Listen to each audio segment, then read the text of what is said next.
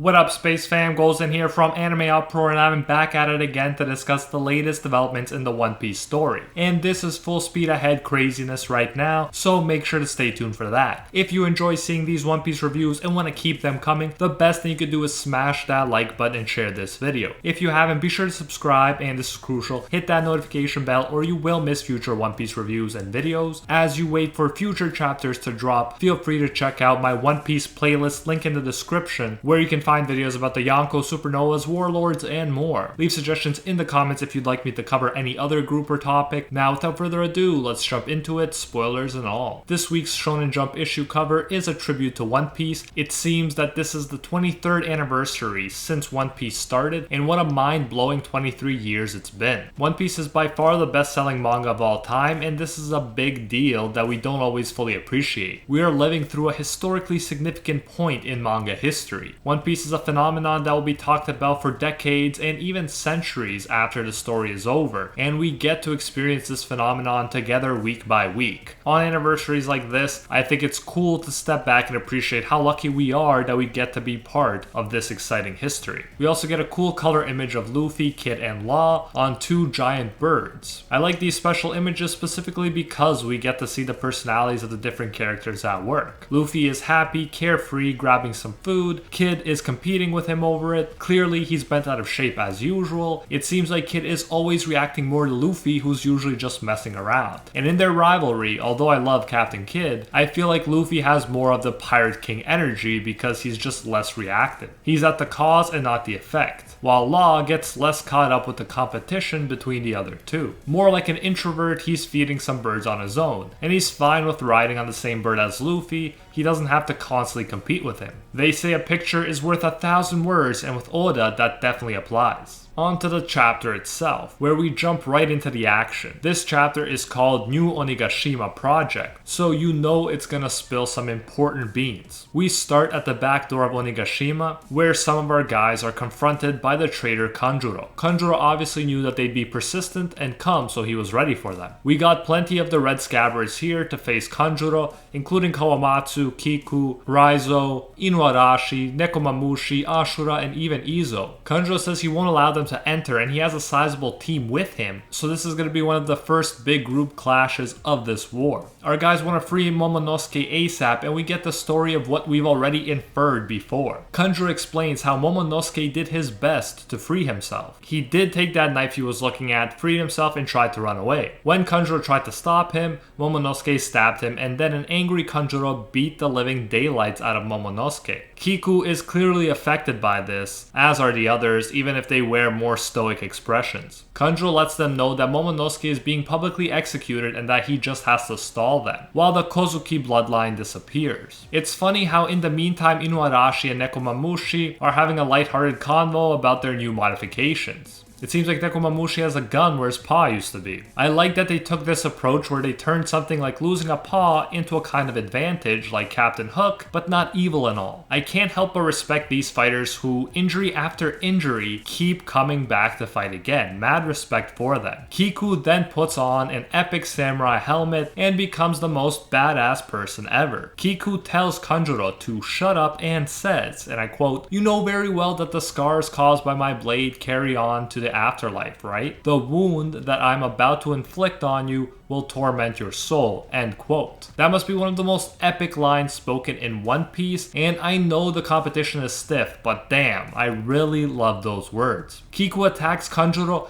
and battling erupts. We see that Inuarashi modified his legs into a blade and now uses two-sword style. A very creative way to fight and a style that's very much at home in the world of One Piece. We go back to Yamato and Luffy, and we have some strong evidence that Yamato may well become the newest Straw Hat member. Yamato straight up asks if Luffy will accept her on board his ship. Here we might have some translation issues, but what appears to happen is that Luffy tells Yamato that she can't become Odin. Odin was another dude who was loved by many people. She can't just steal his identity. Then Yamato refers to Luffy as Odin, implying he should then take on the role of the legendary figure. From my perspective with this translation, it seems like Yamato is saying that someone needs to become Odin, even if it's not her. It's an interesting idea where I suppose she's conflating the need for someone to carry out Odin's will with the need for Odin himself. Let me know your thoughts on this below. According to Yamato, with those shackles she is not free. They may explode if she leaves and or keep her from using her possible Devil Fruit powers that would help her leave. Yamato tells us that she wanted to leave with Ace, but since she was 8, she was forced to stay on the island. Interestingly enough, Luffy hasn't said that Yamato can't be a Straw Hat yet. He just said that she can't be Odin. Furthermore, he seems to be finishing a lot of the things that Ace started in Wano, carrying out his legacy in that way, with helping out Tama, helping out Wano, and now he may well free Yamato and take her to sea. If you think about Nami and other Straw Hats, Luffy is associated with freedom and he does help his crewmates free themselves from present circumstances or from their past. He freed Zoro from prison, Nami from Arlong, Sanji from his self-doubts and procrastination, and so on. Wouldn't it make perfect sense if he now freed Yamato from Kaido? I really think it would just be a natural progression at this point. Then it is in fact made clear that the shackles are like the ones the prisoners have. They'll explode if she leaves the island. She wonders if Kaido would really do that to his child. Kaido being a terrible father is something that I didn't see coming, but Oda has really been focusing on that aspect of the story lately. On a side note, we see again how Yamato just towers over Luffy. She has those giant Kaido genes for sure. Yamato says that her father is the type of guy to blow her up if she leaves and disobeys him, and that's why she's scared to try and leave. Luffy offers to take the shackles off as he warns her that with her help or without it, he's taking down Kaido. That unwavering confidence after the results of the first fight never ceases to amaze me. Yamato explains that she wants to beat him up just as bad, since he beat her up every time she opposed him. And it seems like that's what infuriates Kaido, that he can't control Yamato and that she respects his enemy, who he had to cheat against to defeat, more than she does him, her own father. This younger generation rebellion is nothing new for One Piece, as Dragon and Luffy did not follow Garp's wishes and became criminals in the eyes of the Marines. Luffy says he'll remove the cuffs as Kaido begins his huge announcement. Kaido talks about the world government and their decision to abolish the warlord system, which was helping to keep the world in balance. He talks about the Marines being absolutely confident in their new power to deal with pirates. I love the political struggles and maneuvering that happens in One Piece. The Marines seemingly have upped their power, and so Kaido ups his power. He tells his men not to worry since they are allied with another Yonko crew now and are together going after the ancient weapons. The weapons are game changers and world enders. We got Pluton, a battleship, Poseidon, which manifests as the mermaid Shirahoshi, who can control Sea Kings, and Uranus, which we know the least about so far. You can potentially use each one of these weapons to rule or destroy the world, so with them Big Mom and Kaido would be untouchable. Such a move makes the government have to act as well as everyone else. The question is, can the Marines use an ancient weapon right now? Is that one of the aces up their sleeves? Or will every force begin to rush to get one for themselves? The fact that there's 3 definitely leads me to believe that different forces will acquire different ones, and that may become its own balance of power. But the 2 arguably strongest Yonko and their crews working hard with a one-minded focus to find the ancient weapons is a scary thought for any force in the world. It'll be a kick in the pants for everyone, an arms race of epic proportions. And I said arguably 2 strongest because they do have the highest bounties, but again, we don't know what Shanks is fully capable of. We see that Nami and Carrot are not in a good situation. Looks like Zeus is back in Big Mom's hands. She's at full power again.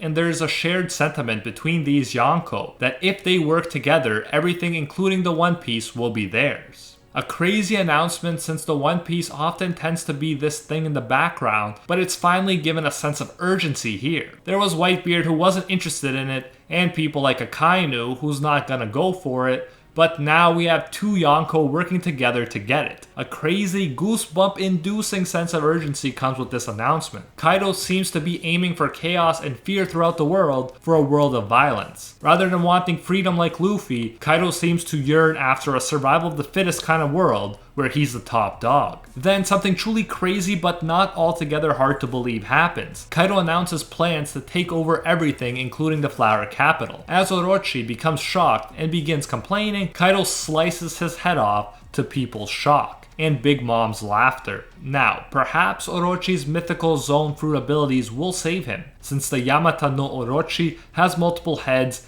and usually when you cut off a Hydra's head, for instance, it can grow back, or even two can grow back in its place. So it's too soon to say 100% Orochi is dead, but it seems clear that he's powerless without Kaido's support no matter what. One of the things that stood out this whole time was that Orochi was just getting to rule based on Kaido's power. When Kaido realized that Orochi was no longer needed and he had the power to intimidate all of his forces into joining him, he took action. We learned that Kaido is a guy who waits until the odds are very good and then strikes. That alliance definitely didn't end well, and it makes me wonder what will happen to Momonosuke now. Would Kaido execute him, or was he disgusted with Orochi's cowardly idea from the beginning? Remember, Kaido even untied Big Mom for a fair fight, albeit he owed her, but would he really execute a tied up child? I'm not so sure. As Kaido gives Orochi's men the ultimatum of joining him or dying, an excited Luffy seeing Momonosuke manages to fall from the ceiling down to the ground. Their confrontation seems real close at hand right now. Kaido continues, not noticing Luffy, saying that they are preparing for the biggest world war, clearly showing that Oda is making this bigger than Marineford. He's going to turn Wano into the empire of piracy. The flower capital will be the new Onigashima. Crazy stuff. We then jump to Kanjiro and Kiku and others for a second. We see a bloody sword and tears flowing from Kiku's mask as Kaido proclaims that it is the end of Wano, the exact opposite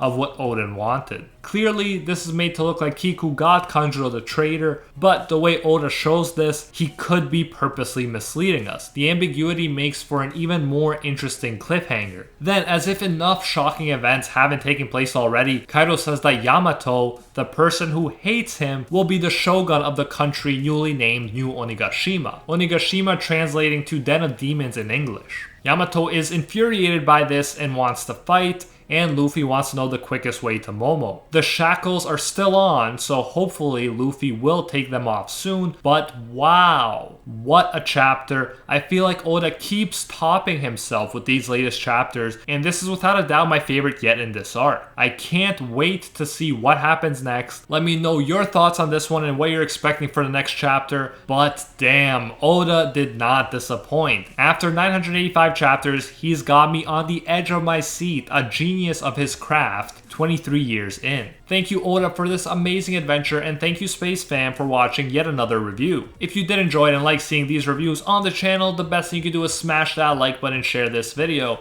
If you haven't, be sure to subscribe, and this is crucial, hit that notification bell or you will miss future One Piece reviews and videos. As you wait for future chapters to drop, feel free to check out my One Piece playlist, link in the description, where you can find videos about the Yonko, Warlord, Supernovas, and more, and leave suggestions in the comments telling me what group or topic you would like me to cover next. Lastly, the YouTube ad rates have dropped big time, so the support we're getting from our AnimeUproar patrons is very appreciated. A very special thank you goes to our patrons over on Patreon who help us survive these YouTube issues and who help make videos like this one possible. First and foremost, I want to thank our the 1-tier patrons, the ones who stand atop all clans: Steven Ingrata, Alola Natem, The World, Steelers, Acquire Respect, Pate Hefa, Jonathan King, Brandon Aviles, Papa Smurf, The School Bus, King Riser, Emperor Otaku, Ricardo Martinez, Thomas Jones, Kinmano, Michael Hyde, and Jaden the Vector Controller. And our Pro Hero tier patrons, the one and only Gilgamesh, Nothing But a Fan, Jason Wilson, King Zelgis, Anatoly Kazatsky, Angel Cruz, Cricket XP, Joe Stanton, Very Gucci, Alicia Actor, Jessica K. LaFon, Hinokami and Water, Bonnie Parks, Zodiar 12, Rthuan De Ora, Kraken, Arels, and Deadly Saint. Thank you all so much. If you enjoy our work, you can support more of it by going over to patreon.com/AnimeUproar and becoming a patron today for as little as $1. If you do so, you'll get your name featured in future videos alongside these amazing people right here, and you'll even get access to our private patron-only Discord, where we talk about anime life and of course, dank memes. So check out patreon.com/AnimeUproar, link in the description if you're interested. You can also now join the YouTube channel and support more content that way if you prefer. Whichever way you choose to support us, you can get the same great benefits. Thanks again, and until next time, see ya, Space Cowboys!